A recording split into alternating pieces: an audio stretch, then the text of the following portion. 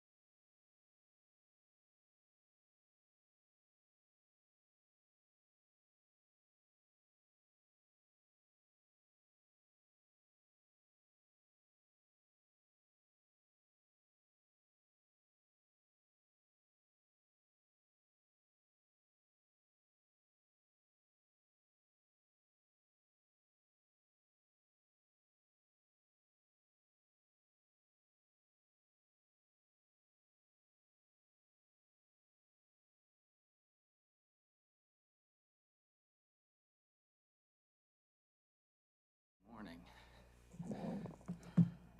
Our first Maryland Matters Friday. Is that, yeah. Officially. Good morning, everyone. Happy Friday. Off we go. We are officially at the halfway point. Well, at least I think on Sunday is officially the 45th day, but we are halfway through. It's hard to believe. We're sort of speeding through it, and it's been a very different but very good session so far. We've got a lot of bills in the Senate. I keep saying it. It continues to be true, and they keep coming. So I think we're at about 950 bills right now, which means March is going to be a long month. It means long days in March ahead. We have a lot backed up that needs consideration, and we were going to do the best we can to get through as much as we can, but we always have to approach it as a 4-year term. Over the next 3 weeks, we will see the Senate committees be extremely busy with lots of hearings, and the pace and tempo on the floor will pick up as we get to the March 20th crossover deadline. On that said, today we have an important bill on the floor, which is the Clean Trucks Act of 2023. This is our President Pro Tem Malcolm Augustine's bill.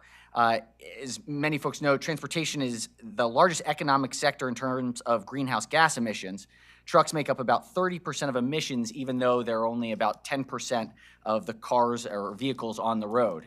And so what SB 224 deals with is adopts the California rule to gradually increase the number of zero-emission medium and heavy-duty fleet vehicles that must be manufactured starting with model year 2026. This is the end of the 2025 calendar year.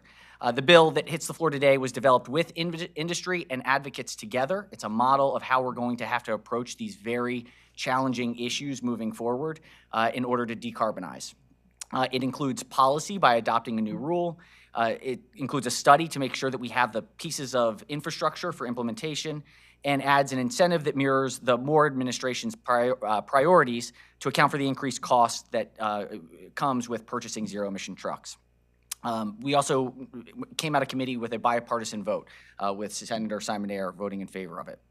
Another important area that is worth mentioning is the budget requests. It has been an historic amount of requests that have come in, and I want to be very clear that we have to be very realistic about what resources we have available and how we must be fiscal stewards that are responsible with the state's dollars. We're going to have tough choices to make in the budget moving forward, so even though we've had a surplus, there are historic level of new requests coming in. And inflation has hit the state just as much as it has hit individual families. And so we have to make sure that we are funding our core services first.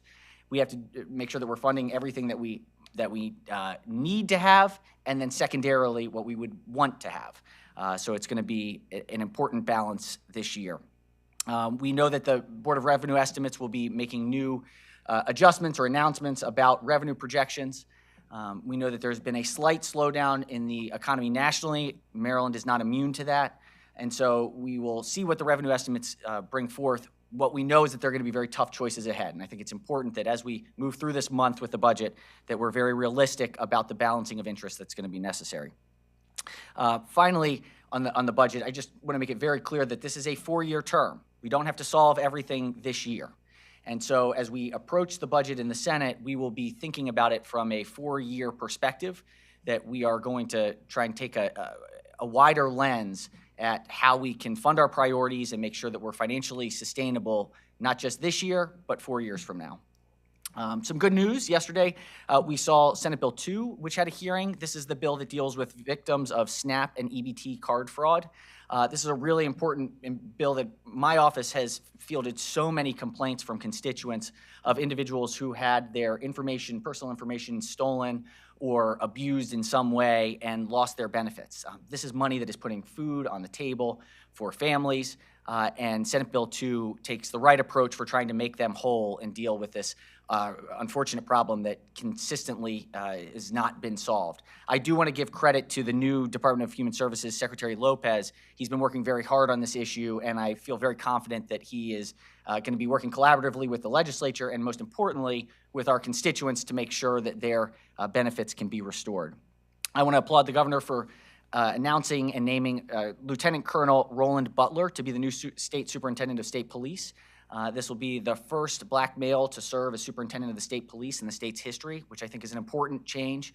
He comes up through the ranks. I think he's going to be an excellent leader for this force, for the state troopers, and look forward to his confirmation to officially move him forward in that way.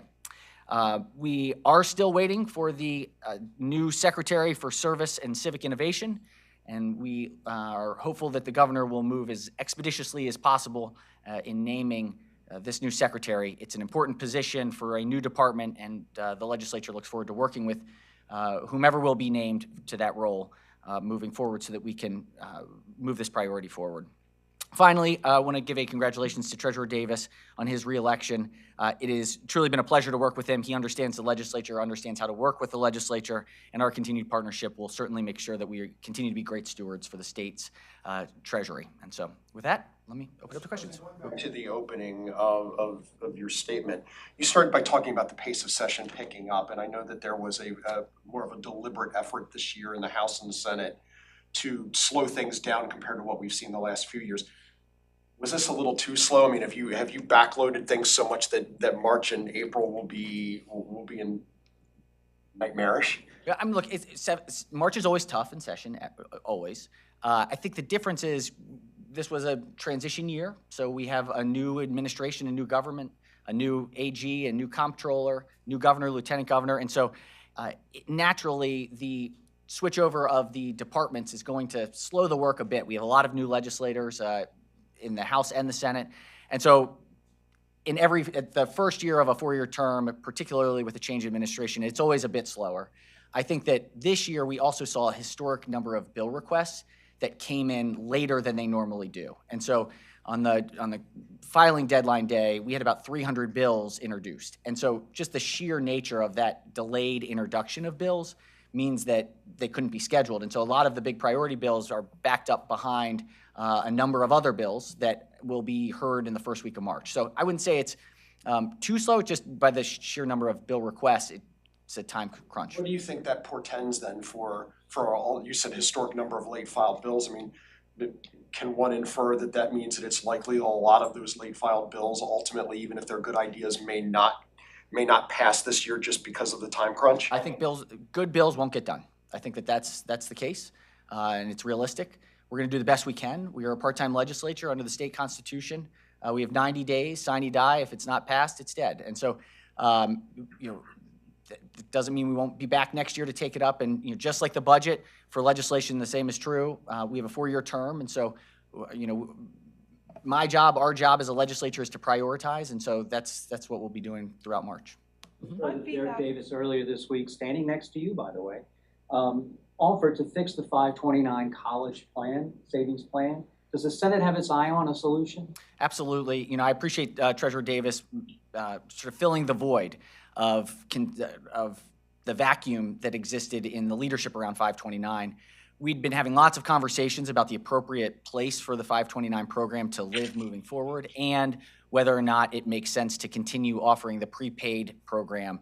I think we were about one of 10 states, only one of 10 states that still had a prepay plan in place. Moving forward, I think we're probably going to have to wind down that program because the other program that we have for the fund-managed 529 is incredibly important. So is the ABLE program for our developmentally disabled individuals, families that have children with developmental disabilities.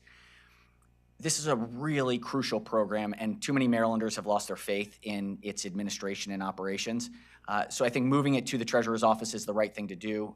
We've been in consultation. We have a bill in drafting that will hopefully be able to be finalized here in the next few days. So as a follow-up, you say a bill in drafting, that would move it over to the Treasurer's office, but does it allow him to do what he thinks needs to be done, or does it offer a solution?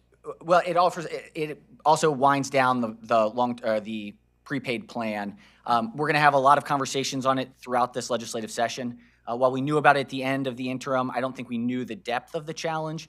And when you go back to the 2019 legislative audits of the 529 plan, unfortunately, what we've seen is that a number of the issues that have arisen were forecasted by legislative auditors. And so we know that there has to be a significant change. And I'm glad that Treasurer Davis is willing to step into the gulf and take on what is going to be a big challenge of trying to fix a program that has lost its way.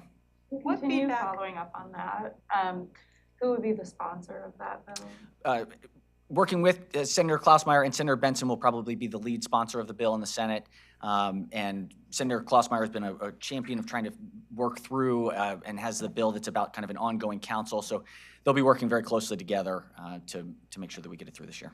And finally, sorry, do you know, is there a demographic difference between who was taking advantage of the 529 plans versus the prepaid? Between the two, I'm not aware of between the two. I do know overall with the 529 plan that there is a significant amount of work that has to be done to make sure that all communities are taking advantage of it. You know, we've thought of different innovative ways of, when we were talking about baby bonds, which is something that Senator Klausmeier has been a champion of, starting with a 529 plan at birth. You know, I don't think that that's going to be something that we're going to be able to tackle this year, but it's something that I do think that we want to really consider about how to make sure we have a more equitable uptake and utilization of the 529 plan. Last year when we passed Maryland Corps, one of the additions that we added was that each successful participant in the Maryland Corps program would be granted a $6,000 stipend into a 529 plan. This is to bring non-traditional families or families who have not currently taken up this benefit and given them an easier uptake into it. I've also wanted to explore ways, and I've talked to the comptroller about whether or not we can use an automatic 529 creation account for tax refunds so that someone could opt in and you could automatically be enrolled for the tax refund, a portion of the tax refund to go into the 529 plan. Anything we can do to help people start thinking about it sooner. And look, frankly, as a parent myself, we didn't open ours until about a year and a half ago, which life happens, things are crazy, and then all of a sudden you look up and 10 years away, there's the potential for college costs. And so, and I have all that access to information out there. So, I know that it's difficult for families all over the place to prioritize. And so the easier we can make it, the better. And that's why I think Treasurer Davis will be the right person to help us expand access to the managed account 529 plan. What feedback have you gotten on the appointment of the state police superintendent from stakeholders and legislators? Overall, very positive. There's been a leader throughout his career, understands the challenge of the state police. There are a lot of big questions right now about the management of the agency and issues with hiring, retention, and recruitment. And I have a great deal of faith. We have wonderful state troopers, and I think from what I've heard informally, there's a lot of faith in Lieutenant Colonel Butler, and believe that he is the right person at the right time to take on a tough job. Who has faith in him? Well, right now I would say I have faith in him. We'll see through the administration's or through the confirmation process whether that's shared by my colleagues. I suspect it will be, but certainly the governor has faith in him as well because he's named to be the superintendent. Yesterday, there was a small incident on the floor following the morning prayer. Has the Senate in any formal way heard anything from the school group that attended, or has your office in any way reached out and attempted to offer an apology or an explanation for the chastising that they took from Senator Kagan? So I want anybody that is visiting the Senate to feel welcome, and I think that's a very important value for the state of Maryland and for the Senate of Maryland. I was unaware. I couldn't tell what was happening at the time because it was happening behind me. I have since had a conversation with the senator about how I didn't think it was appropriate, and I don't believe it'll happen again. At the end of the day, the Senate President is in charge of the decorum of the chamber, and I believe that we want people to feel welcome. What is the rule for guests in the gallery who, for whatever reason, whether it is a personal or a religious or a physical inability to do so, to stand for the opening invocation, are they required to stand? No one is required to stand in violation of sincerely held beliefs. President Ferguson, the other day, the combined Republican caucuses expressed interest in executing question 1, the budget authority. in regard to the Boost program. Do you care to comment on that? And are there other parts of the budget that you can foresee with the forthcoming BRE? I think it's too early to say for sure. We're starting from the place of collaboration and partnership. And so we intend, and everything so far has indicated, all actions have shown from the administration that they want to work very closely with the legislature to make sure that the budget prepares us for this four-year term. I would say we are absolutely willing to use question one if necessary, but don't have any strong desire or need to if not. We'd prefer to work in collaboration and coordination. And that's part of the beauty of question one, is that it doesn't have to be used. It's better if we can work things out by sitting around a table and figuring out what is the best way to prioritize investments. In terms of the Boost program, this is something that it's an issue that I've struggled with personally a lot, because I have a number of young people and families who are benefiting from the program in my own district, and have very compelling stories about why their specific school is having such a positive impact on them. I also understand the value of public education and how critical it is. As I look at the budget, we have a record increase in public education this year. We are making significant investments to the tune of 12, 13% above what we spent last year. In the nearly $7.5 billion that we spend on public education, $10 million on the Boost program doesn't seem like a heck of a lot. So, I think there's reason to think that we can do both and not just either or. Mr. President, I believe I saw this correctly on the agenda schedule, that the Baltimore Regional Governance Task Force bill got re-referred to committee, and I think the funding for full pre-K got re-referred. Are there issues with that? Oh, they were in the Rules Committee. And so they were being sent to their they came in late, so they were being sent to their standing committee from the Rules Committee. And a different topic here. Governor Moore signaled last week that he would support expanding an income tax break for the military veterans to include first responders, et cetera. Does it give the Senate pause or are you working on expanding it to include first responders with the budget projections in mind? Look, I think when I go back to the importance of, we're going to have to balance a lot of competing values in the budget this year, and we have to be very mindful, not just of this year, but for a four-year term. I am so deeply thankful for our veterans, for our first responders, for our law enforcement, for our firefighters, for all who put their lives on the line so that we can be safe and live in community. That said, we also have to be able to fund government in order to work. And what we know is that our military veterans, our law enforcement officers, our firefighters are funded through those same very dollars that we would be providing tax benefits towards. And so we have to have a comprehensive approach to this. We have to be thoughtful about balancing the interests of individual professions versus the state budget as a whole. And so, I am going to urge caution, not because in any way that I think that veterans or firefighters or law enforcement officers are not worthy of the specific benefit. It's that we have to make sure that it is applied equally across all taxpayers, and that we have the resources to be able to invest in things that really matter, and that we can run and function with state government. So it's a tough conversation, but we've got to balance, and we've got to be fiscally prudent. We can't just say yes to everyone. You said that there's been an historic amount of budget requests. Do you have the number? Informally, it's not an official. I would say it's over $2 billion worth of requests that have come in of various causes and expansions and varying levels of desire. So it is always the case that there's an inexhaustible demand and a limited supply of what we can do with the state budget. This year, it is exceedingly inexhaustible. Earlier this week, Republicans expressed a desire to want to have a full-throated debate on the creation of the new Department of Service and Civic Innovation. You mentioned that typically that's done with a resolution that's put forward, and then the Senate, for example, would have a debate on that.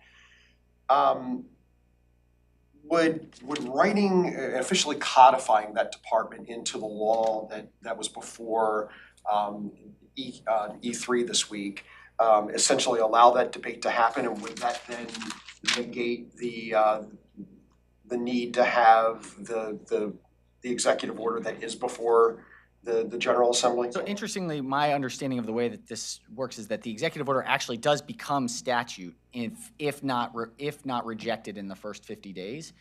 So it would actually become statute, not just an executive order establishing it. However, in the committee, and very pleased that the governor presented on the bill. It's a priority of his and was there to answer questions.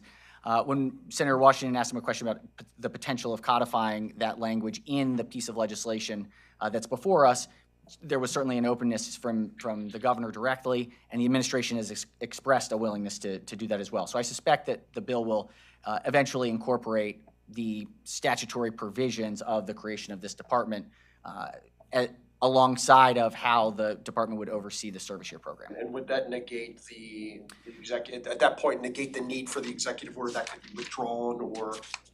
It would supersede it upon passage. I don't think supersede is the right word, but it would preempt it. I think it would preempt it with if it passed through. So is the lack of a secretary holding up funding or, I guess, support for the service cabinet position? Right, I would say it is not. I think there's a lot of excitement about the possibility of this department and its activities. You know, the Maryland Corps bill was a bill that I had last year. It's a bill I've worked on since 2016. I deeply believe in the value of service and service being the thing that can help us rebuild the divides between communities. So I think that there is no doubt there is a desire to move forward with this. I think it is easier if there is a person that is the go-to person, a secretary that can be managing the negotiations and conversations and helping to build the picture of what the department ultimately looks like. You know, I know this will be a priority. The governor's deputy chief of staff has worked on service issues for many, many years, and I know is working very hard to recruit some of the best person possible to take on this role. The sooner we can get that done, the better, because I just think it makes it easier for everyone to help have a clear vision of how the program will function moving forward. Just to follow up on that, at a certain point, right, and whether it's a date or a period of time, does it become a practical encumbrance to getting the program up and running?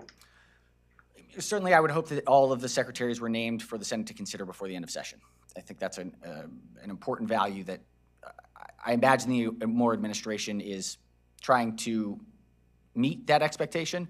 But I would say from my perspective as the president of the Senate, it is essential that all of the secretaries be named and up for consideration for the Senate by the time we leave session. Since we're about the halfway point, can you give us a status report on the governor's legislative agenda? Is all of it going to pass? Is it too early to predict any of that? I think it's too early to predict. We're going to take it seriously. We want to work with the governor on all of the various ideas that have moved forward. I can't guarantee one way or the other if all will pass or not. A number of them still have to have hearings, and the first week of March, next week, will be, I think there are probably 5 or 6 bills on the agenda that are moving forward. When I talk about the backlog, some of the governor's bills are caught up in that deluge of 300 bills that were put in on that last day. And so just the sheer nature of scheduling, it's taken time to get them up on the calendar. And we'll work through as many as we can, and we want to make sure that the governor's successful, and I think that will be successful for Maryland. There are a number of bills pending that have generated extended debate in years past. Are there any of them, perhaps like aid in dying or death with dignity, that you think are unlikely to come to the floor in the first year of a new term? I mean, everybody wants their bill that failed in the last term to come up and get passed in the first year of this term. We are not going to be able to pass every bill that either could be passed or should be passed. It's a logistic impossibility. And so we're going to do the best that we can to prioritize the things that we know that we have the votes for, that we know that we can get through, and that don't back up additional bills. And so I expect extended debate on a number of bills that have not, in some cases, not had committee hearings yet. And so if they have to get through by March 20th, that gives us 26 days or so to move through on the floor. It's going to be a lot of there's not a lot of time left for the most debated bills and issues. And so if we don't get to it, it's something, that's why we're back every 9 months. Thank you, guys. Thank you all. Have a great day. Thank you, Senator. Hopefully the microphones work on the floor today.